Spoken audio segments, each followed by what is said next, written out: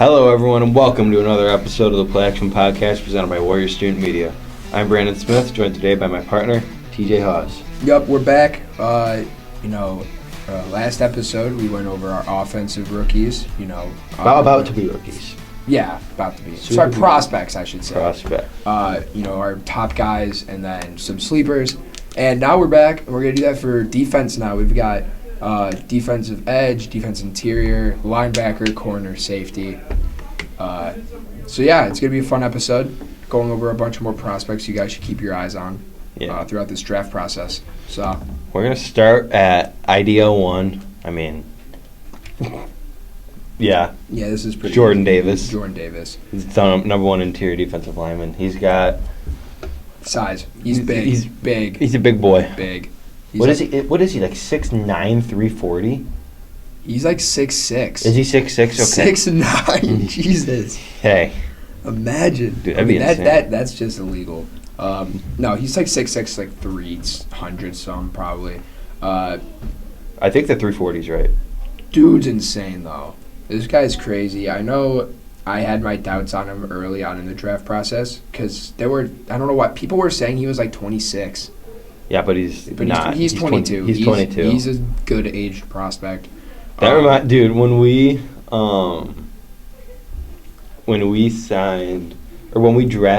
the Bulls drafted this guy in the second round a couple years ago, this Simonovic dude. Mm-hmm. Everyone looked him up on Google, and there was a 36-year-old guy that came up, and everyone's like, "Oh my God, we just drafted a 36-year-old." It's so weird how that works. The internet just fake news. This reminded me of the C.J. Stroud issues you and me have had. Yeah, but he is in 2023. I don't understand how that works, but Jordan Davis, 341 pounds. 6'6", 341, ran sub 4.8. Yeah.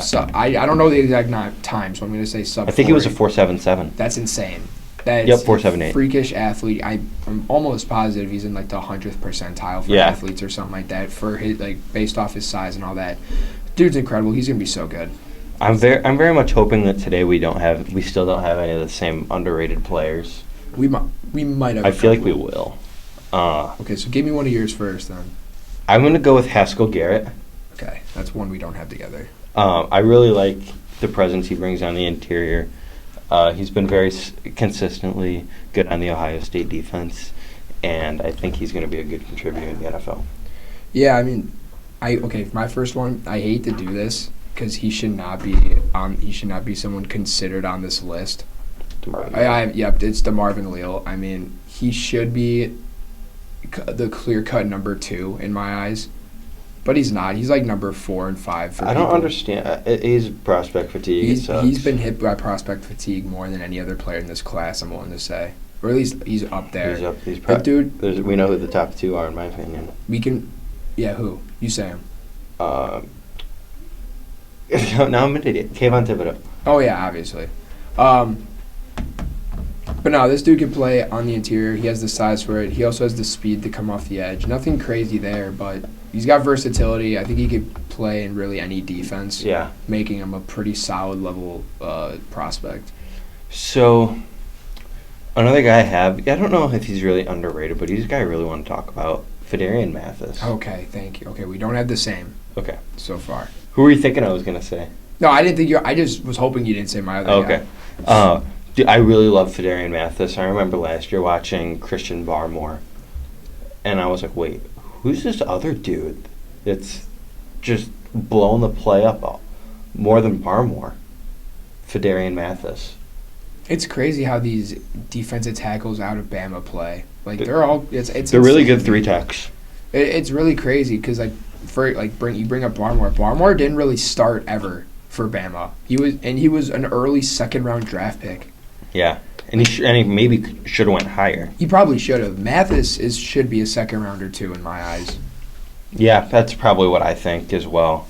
And like you said, I think he's a prototypical 3-tech.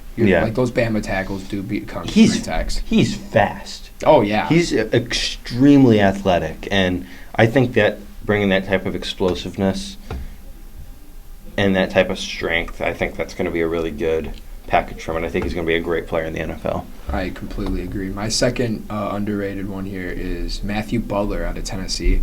I don't know much about him. This is a guy I've been high on for a while now, and he's got a very well-rounded skill set. I like this dude's got strength. He's also got the ability to bend around interior linemen, which isn't something you see often out of defensive tackles. So I think that's an added level of skill, I guess you could say, that is very impressive. My only issue with him really is he's a raw talent. His technique isn't great, so that's probably why teams are a little lower on him, because he could be a more developmental prospect. But get him to a team that needs a second defensive tackle. Like, I feel like the Chargers would be a great spot for him, because they have a little bit of veteran presence there. He can play the 3-tech and can learn from Sebastian Joseph Day now. So he's so good.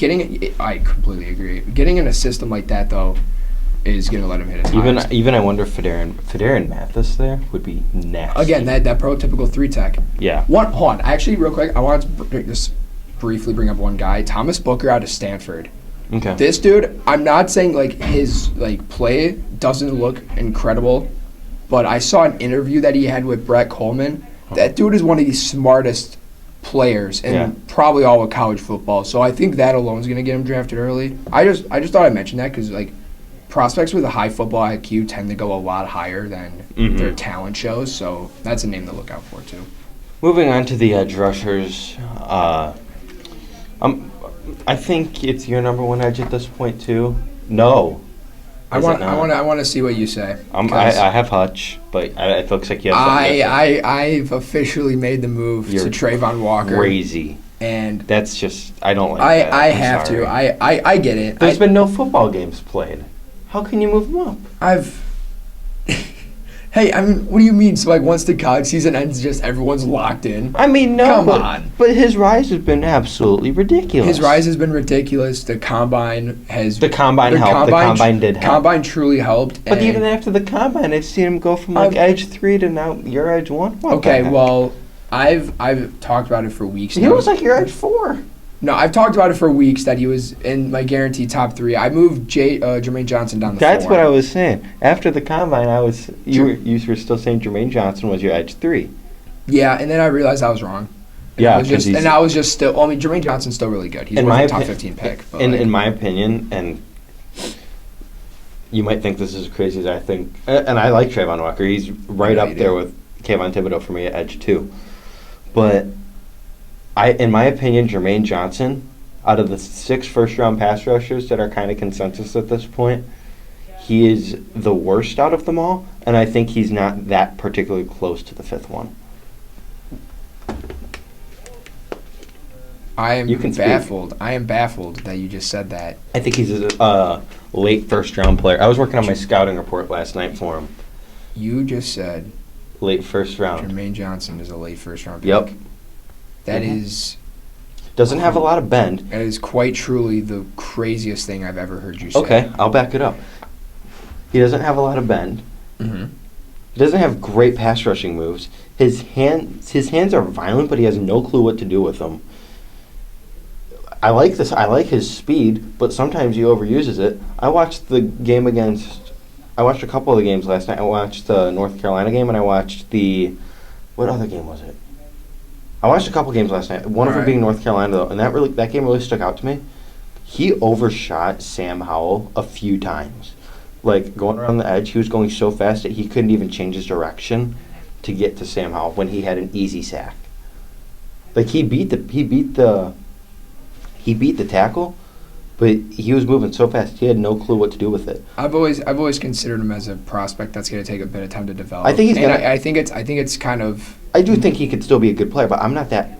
I just don't see. What does he offer that David Ojabo doesn't? Other than being from a health perspective. I was about to say. Other than David Ojabo tearing his Achilles, which could be awful. Yeah, no, I mean, Jermaine Johnson is probably the most aggressive edge rusher in this class. That I can agree with. I can agree with that. He uses that to his advantage often. He knows how to use his power and his aggressiveness well. But I don't think he does. I mean, from what I've seen, he does it really well. His length is incredible. He does have. He creates great separation. He's able to take that and use it to set up his entire rushing plan very well. Hand placement has never been an incredible thing for him, and I agree on that aspect. Yeah. But I think he's a guy who's. I mean, he's got nice upside, but like, I just don't ever see him being better than any of the other guys. Unless like Trayvon Walker or Kayvon Thibodeau don't turn out to be that good, because I see both. The only reason I say that and not Ojabo or Karlaftis, Ojabo I could definitely see just because of the injury, and that could derail his career before it even starts, which sucks. But Walker and Kayvon Thibodeau are looked at as like, especially Walker, looked at as this rare athlete at the position, where I just don't know if Jermaine Johnson is ever really going to be up there with the best pass rushers in this class. I mean, Jermaine Johnson also has versatility, and little bit. He won't play like in the interior or anything like that. But I'm saying like from a scheme perspective, he can play outside linebacker. Outside. He can play in either scheme. I think he'll probably fit best because I believe FSU predominantly runs a 4-man defensive line. Yes. And I genuinely think that's a part of the issue. I do think he fits best as an outside linebacker. My comp for him was Brian Burns, which actually worked because he went to Florida State as well. I mean, that's not crazy to say. I don't think that's terrible. They have the exact same height and weight. If you're talking from a size perspective, then yes. From size perspective, yes. I thought Brian Burns was better coming out. I thought Brian Burns was fantastic. Brian Burns is an unreal athlete. I won't lie, I didn't really pay attention to that draft class, so. I didn't pay much attention to it either, but I remember Brian Burns coming out. And I remember Brian Burns just being a stud, in my opinion. And I thought he got way underdrafted. I mean, yeah, he would he go 16th, I think. He went middle first round. Yeah. But dude, he's so good, and he's my comparison for Jermaine Johnson. I don't know how this has turned into a Jermaine Johnson slander. Yeah, I don't like that. But yeah, I'm just not that high on him. I guess. I mean, at least I came with at least I'm not just throwing stuff out there. Yeah, you're backing it up. I can respect that.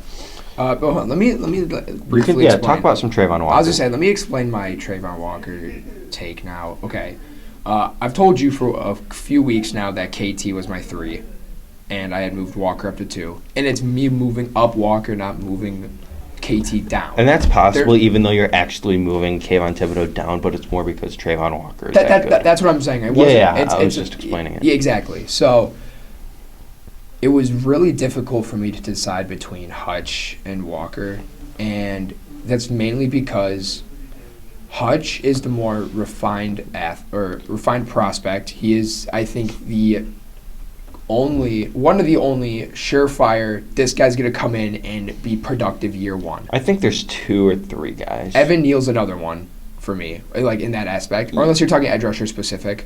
No, I think I guess you could say there's 4 for me. I already know who you're going to say. I think I got all 4. Let me see if I can get this. Hutch, Evan Neal, Garrett Wilson, Ahmad Gardner. No. Dang it. I thought I had that one. I knew Garrett Wilson was going to be one, though. No. Who's your 4th? Jordan Davis. Oh, okay. I see that. I think Jordan Davis is going to be great. No, but Walker, okay, so Hutch is the more surefire ready NFL prospect, right? Like, it's going to be very surprising if he's not good. Exactly. Like, he's gonna be like the Bosa brothers. But remember that word, good. Trayvon Walker can be great. Trayvon Walker, before he was even, and Hutch can be too, but before he was getting this top 3, top 5 hype, he was. I didn't know too much about him, but I saw him rising up boards. He was in we were laughing for so long. The late second, early first, right? That range is where he was expected to go at the time. And I looked into him, and this dude's mix of size and athleticism, I think he can genuinely play anywhere on a defensive line. He can play. He's a little undersized to play like nose. I think his strength makes up for it. I think he's a very smart defender, and he can use that. I get he's a little shorter for that, but I think he could 275 though. He can use that to gain leverage really easily. Those smaller defensive tackles can do that. Yeah. And I think he's a guy you could put anywhere. I don't like comparing this Walker to such a bad player, but I feel like he could kind of be used the way the Steelers used Bud Dupree in 2020, where they'd rush him off the edge a lot, and they'd literally have him as like a bad blitz. player. They had him. I mean, he's not good now. He was good for the Steelers. Injuries kind of messed him up. Exactly. But like they would rush him off the edge most of the time, and then they'd use him as like a spy middle linebacker who would blitz off the middle. And I think with Walker's size, that is something he can genuinely do. Okay. He has so much versatility. I think he's the second most versatile defender, probably, behind, obviously, Kyle Hamilton. I can agree with that. So that's why I put him at 1, is I just think he has so much to bring to the table. Okay. You backed up your take, I backed up Exactly. my take. I had to make sure in my opinion, when you're making takes, as long as you can back it up, it's not that bad. Underrated. These are two guys I love. I feel like you're going to have one of the same as me. I probably will. I'm going to start with the one I think that is most likely that we both have. I'm going to have Nick Bonito. I did not put him. Okay. I mean, I agree, though. Okay. I bet you we have the other one then. Probably. Dude, I love Nick Bonito. I remember last year around this time he was getting some Edge 1 hype in this draft class. Not Edge 1 because Thibodeau was so high up there. Clear first round hype. Clear first round, yeah. But he just kind of fell down draft boards just because other guys came up, and he's right up there in that Edge 7 conversation for me. I mean, right up there with Boye Mafe, Arnold Ebiketie, and then my other guy that I have on here. Ooh, maybe. Okay, I don't know who we have the same, but I like that. Say the guy you think we have is the same. Okay. I think. Let me see. Who do I want to say first? You know what? I got it. Okay.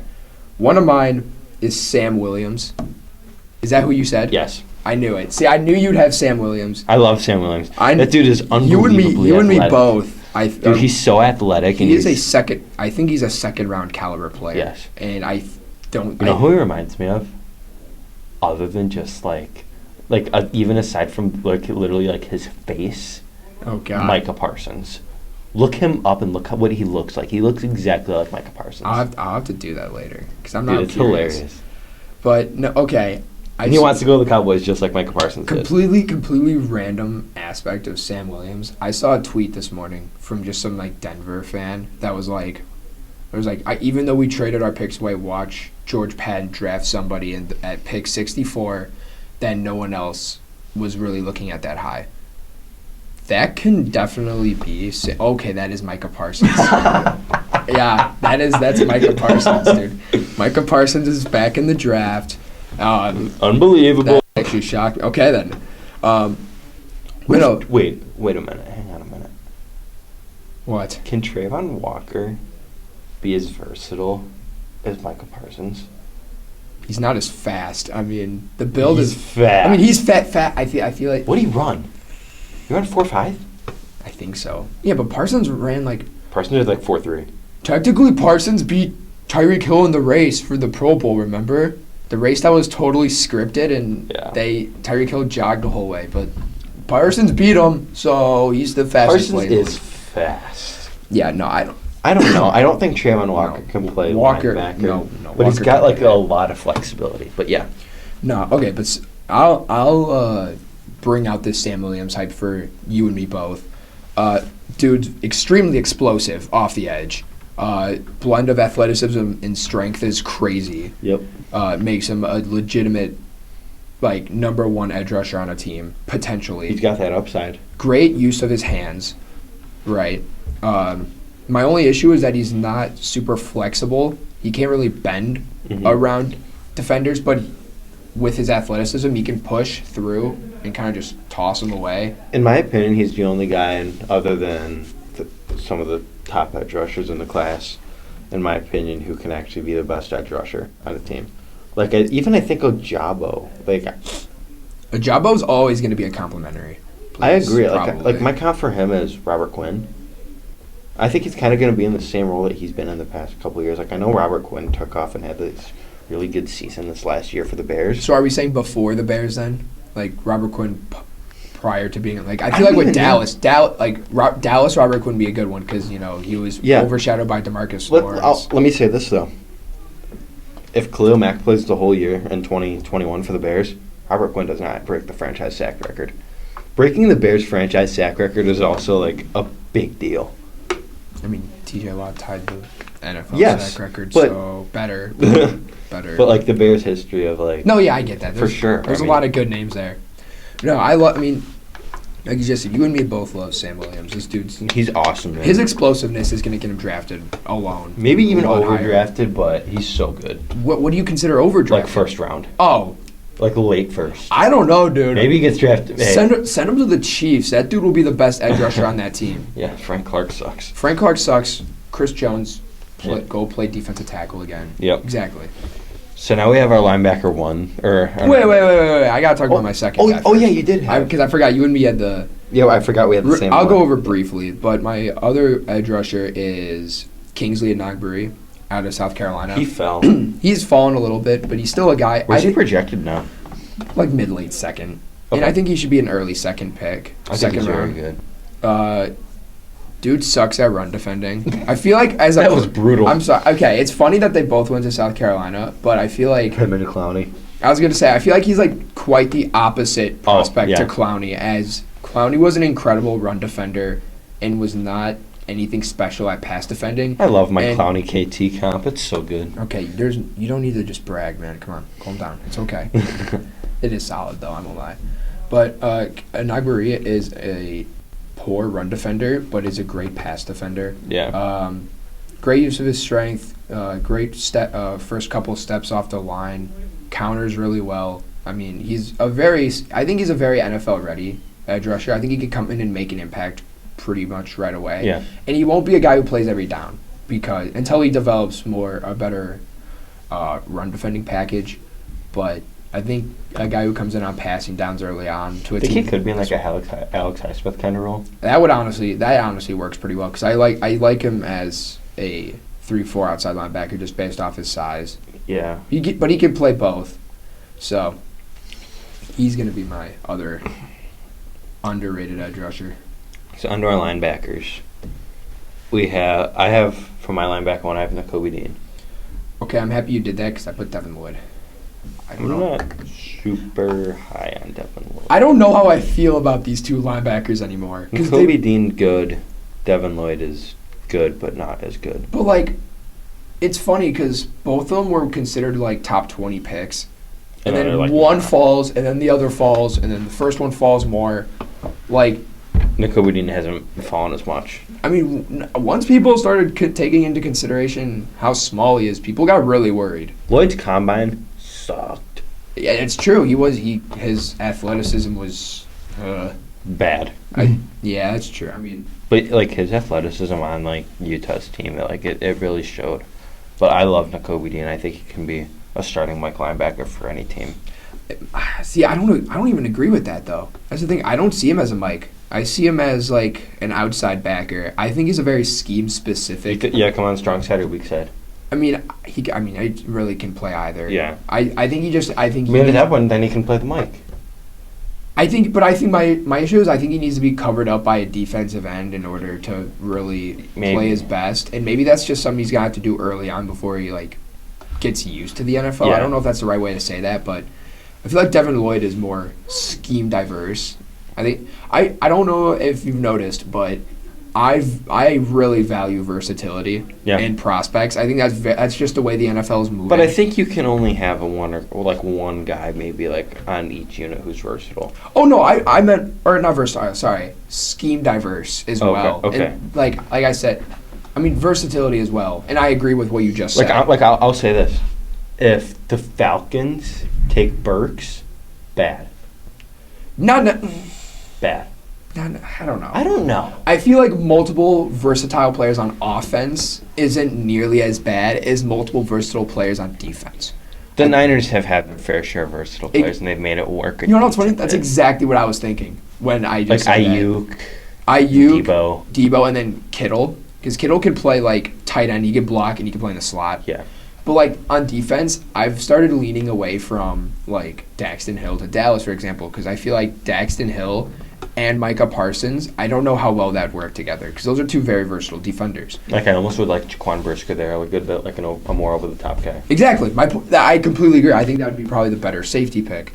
Even though he's not a better player. No, Daxton Hill is the second best safety in this class. Yes. But no, Devin Lloyd, I feel like he's a very just, I don't even know if he's really a safe prospect anymore. But dude had over 100 tackles, had 8 sacks, 4 picks, 2 touchdowns last year alone. Who'd we account for him? Okay. It's weird. Okay. I know what you might be able to. I know what you're going to say. You're not going to agree with me because of how good this linebacker is. But I feel like Fred Warner. Oh, okay. Only because the size matches up pretty well. I believe they're both like 6'3". Devin Lloyd's 6'3". I think Fred Warner's 6'3". I saw something about Devin Lloyd, and it mentioned a particular Cowboys linebacker. Yeah. Wait. Uh-huh. Is it? Micah. Dude. He played some edge. For Devin Lloyd? Yeah. That doesn't feel right. Devin Lloyd played some edge. It doesn't feel right. Maybe it is right. He's athletic. Okay, his combine, like I said, sucked. But he was... Okay. He doesn't have the same power that...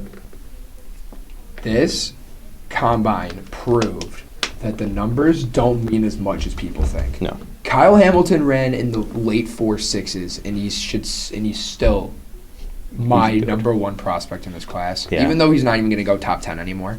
I have an interesting take on. I don't know what my number 1 prospect's going to be. It's down to 2 players, so. Ickey and Hamilton? No. Neither, or but one of them? One. Ickey's Hamilton. It's not Ickey anymore. All right, I thought it would have been. No. Sam Howell. Garrett Wilson. Shut up. Dude, Garrett Wilson. He's not even my number 1 receiver. That's crazy. But that's not bad, though. Like, okay. No, it's not bad. I mean, he's like so good. He's probably the most like safe receiver pick, if I'm being honest. So I get it. But yeah, great linebacker Garrett Wilson, but yeah, of course. But underrated guys, I have Leo Chenal. That's a good one. That's a really good one, dude. I think he's gonna sneak in the back of the first. I really do. I think he should. I think if there's one like day 2 linebacker that should sneak into the first, late round 2, early round 3, it should be Troy Anderson. I mean, he's not even one of my 2. He's one of mine. Go. I'm happy that you picked him as your other because he needs to be talked about more. That dude. He's so good. Troy Anderson's insane. He made Montana State kind of relevant. Somewhat. I was gonna say somewhat relevant.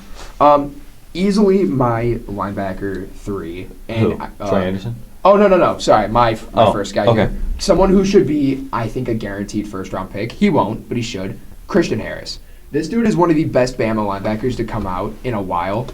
I think since Reuben Foster. Reuben Foster is clearly the best, right?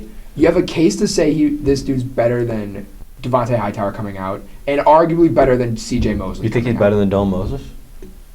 I mean, he's been pretty solid for Jacksonville. No. Is he even on the active roster? Probably not. Dude, Which is sad. That guy stinks. No, injuries screwed him over. That dude should have been a top 15 pick. Last year. I stand by that. But no, Christian Harris, incredible athleticism, can do a lot at once. Great sideline. He's got solid sideline-to-sideline speed. He blitzes very well, had 5.5 sacks in 2021. I kind of see some Fred Warner there. I see some Fred Warner too, honestly. I see more Fred Warner than Devin Lloyd. I see, with the way he plays, God, I hate. Okay, I'm gonna preface this again by saying comparing these guys to really good players does not mean I think they're gonna be that good, but rather how they play. Prime Bobby Wagner. Yeah, I think I see that a lot in Christian Harris, a guy who he kind of feels like that kind of player. He doesn't have many picks. Christian Harris doesn't get many picks either. Mm-hmm. Couple forced fumbles, decent round of sacks, really good run defender. I think he checks all the boxes. He could play in any. He's very versatile. So I'm not going to talk about Troy Anderson that much. We just kind of said he's very good and should. Yeah. But we're going to go to our corners. Hey, quit skipping me. Oh my God. I forgot you didn't have. You said you didn't have Troy Anderson. No, sorry. Okay, I missed that part. My bad. I'll go real quick though. Don't Sorry. worry. No, you're fine. I totally thought you put Troy Anderson. Because the way you brought him up. That's true. It sounded like it. All right, real quick then. Darren Beaver's out of Cincinnati. He's very good. Very big for a linebacker. He is huge. And he's 6'4", 255. He's 255? I believe so. I thought he was like 230. I could be wrong. Maybe he's slimmed down more. But I last I saw was 255. It still is very athletic and quick for that size. Yeah. One issue I've seen is he is very inconsistent at tackling. Like, he can just miss tackles in the open, like, space, like, very easy tackles. That's a concern. It is, but I think that's something that can be coached. Just poor technique can be fixed. And, like, good timing, I think. Yeah, exactly. Working on timing and stuff like that. Beating guys in gaps. Exactly. I mean, it's a simple fix. Dude gets tons of turnovers, 2 forced fumbles and an interception last year, 4 sacks. Another do-it-all type of guy, and those are the linebackers that are going to be successful in the NFL, guys that can do it all. Why do you think Micah Parsons is so good? I like how we just brought up Reuben Foster, and he's working out. Now the news just came out that he's working out for the Dolphins. He's not even on the Niners anymore. Wait, he's at. I hope he gets another chance. That dude's insane. Injuries. He was good, yeah. Another guy plagued by injuries, but. So, corner. Who's your number one? Most people probably won't agree, but I'm still saying Stingley. Yeah, me too. Okay, good. I mean, this dude is. He can play corner. He can play safety. He can even play wide receiver if you need him to. Thanks, Dylan, for the info. I mean, the dude's he's so good. He's so good. Injuries are my only issue currently. Yep. So, I have 2 very good players. Guys that I like and I think could be considered third-round players. Maybe back in the second. I know one of them. Kobe Bryant. Oh, okay, then I know the other one. Do you? I think I do. I'd hope. All right, going to Kobe Bryant, because I wanted to put him on this list. I almost did. All right, yeah, I just like him. He won like the top cornerback in the nation award, even though he shouldn't have. That's weird that he won It that. probably should have went to his teammate, but yes. But that does prove that he's very good, without a doubt. It's weird that he's projected to go so late in the draft. I've noticed. They're saying, like, 5th round. For Kobe Bryant? That's bad. No, sorry, 4th round. It was 4th round or early 5th, something like that. That's crazy to me. Yeah. My first one, I think it's someone I've talked about a lot here, Darion Kendrick. Another guy that didn't test well at all. His 40 time scares me. He didn't test well. Did he run like 4.8 at his pro day? Something bad. It was not bad. Good. But again, I don't see numbers as important anymore. I saw someone on Bears Twitter saying that they wouldn't touch him until like day 3. I don't know if I agree with that. I think a 3rd rounder on him maybe is okay. I don't think he should go in the 2nd round. He has anymore. upside, but he has a lot of upside. I mean, this dude, we can't just forget what he did at Clemson.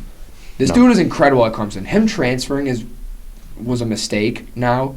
Yeah. But I thought it made sense because he's a very physical corner. Great in press coverage, I think. My only issue is if he gets beat. He ain't making it up. Who knows? Yeah, I was gonna say who knows if he can catch up to him. So, but other than like that athleticism scare, I still think he's a very solid prospect. Yeah. My other underrated corner is I don't know exactly how to say his name, so pardon me. It's either Michael or Michael Wright. That's my other one too. Is it? It is. Okay. I don't know why I paused there for a second. Is it actually? It actually is. I was just talking to you about that. I think he's so good. I was just talking to you about that yesterday. You had done a Bears mock, and you had him going pretty low, or he fell to you pretty low. Yeah. And I didn't say anything, but I thought you were that was more focused on Kyle Phillips. Kyle Phillips going 150 is terrible. That's not my fault. No, I mean it's amazing for the Bears, but terrible for the simulators saying that he's going to fall that far. But no, Michael. I use Mock Draft Database for my mock drafts, not an ad, but I would use TDN if they actually allowed trades, also not an ad, but Mock Draft Database. I mean, you guys can sponsor us if you want. Take it. We'll take it. But like Mock Draft Database allows trades for free, and I think their trade system is actually pretty good. Their trade system's solid. I think their rankings are bad though sometimes. Like yeah, I think they have Chris Olave better than Garrett Wilson. I mean, it's true, but I'm kidding. Don't worry. But no, Michael Wright's really good. Yeah, I agree. Probably slot corner specific. Kind of like his old teammate. Thomas Graham. I almost blanked on the name. Oh my God. Yes. Because we were just talking about him last night. But no, he's what, like 5'10", 5'11". He's not that big. And he's like 175. He's pretty small. He is. I like how you went from saying he's not that big to he's pretty small right after I said that. Yeah, I didn't really know his measurables, but no, those numbers are coming off of TDN, by the way. Yeah. Just want to preface that. But yeah, he's probably going to be a guy who's going to play inside, and he's pretty quick too, so he'll keep up with those faster receivers. So, safety's pretty easy. Number one safety, Kyle Hamilton. Lewis, I'm kidding. I have seen some hype for him, though. Not as number one safety, but I've seen some good hype for him. Oh, yeah, he's going to be probably, honestly, a first-rounder from what it sounds like. I think I know who one of your underrated guys is going to be. Damn right you do. Yeah, I knew it. Jalen Petre, dude. Jalen Petre. He's so good. I know you love Jalen I think he's good. I honestly like him better than Brisker, but I do like Brisker's fit with the Cowboys, like I previously said. Mm-hmm. But I love Petre. I like his versatility. I think he's a discount Kyle Hamilton. I don't know if you're getting. That's not bad at all. That's not bad. I just find it. I've never heard you like. I've never said that, but I've thought that for so long. I think he's discount Kyle Hamilton. No, you want me? Okay. Like discount double check the Rodgers rate. Shut up, dude. I hate it. I hate those commercials. All right, you want to talk about being a discount Kyle Hamilton? I'm going to talk about, on a versatility standpoint alone, like the Gucci Kyle Hamilton. Okay. And that's Marvin Mathis out of Pittsburgh. I know that's... Don't tell me you think he's better than Jalen Petre. I mean, I'm saying from a versatility. Okay. Like, this dude can play both safety spots. He can play slot corner. He can play outside corner. Yeah. A team with any need at any position in the secondary, go get Marvin Mathis. I think he's worth a second-round pick, though. Mm-hmm. I'm going to be honest. I'm a lot higher than some others, probably. I think he should go. I think Petre's better, but I think he should go right around the same area as Petre. So. Okay. The other guy I have is Cincinnati safety Brian Cook. I don't know too much about him. I want to hear what you got to say then. I like him as a prototypical strong safety. I think he can play a little bit more in the box than in the free safety. But I like where he's just a really solid player in my opinion. He's nothing special, but I think he can be a solid NFL starter. I mean, yeah, I like that. I think he's a guy kind of like a comp I kind of like is Tony Jefferson. It's so weird. But, like, Tony Jefferson's kind of a good comp for him. Is Tony Jefferson even on the team anymore? He's on the Ravens still. Is he still on the Ravens? Yeah. Okay. He was off the team for a while. That's right. He didn't start. That's why I was thinking, because I knew he was a starter. Go ahead with yours. Okay. Real quick. Smoke Monday out of Auburn. Ooh, there it is. The comp has to be Terrell Edmonds for me. Yeah, I like that. Dude should be playing linebacker. I would move him to linebacker, but he can also play strong safety just like Edmonds, so I think it works really well. Also, before we're done, Melvin Gordon in discussions with the Ravens. So no, dude, stop. So thank you guys for listening to this episode of the Play Action Podcast presented by Warrior Student Media. That's via rap sheet. I don't have sources, but we'll be back next week. We'll have a special episode next week, very special episode, Fun which topic. I'm so excited Fun for. topic. So excited. But for Brandon Smith, for TJ Haws, I'm Brandon Smith. Have a great day. Thanks for listening. Catch you next time.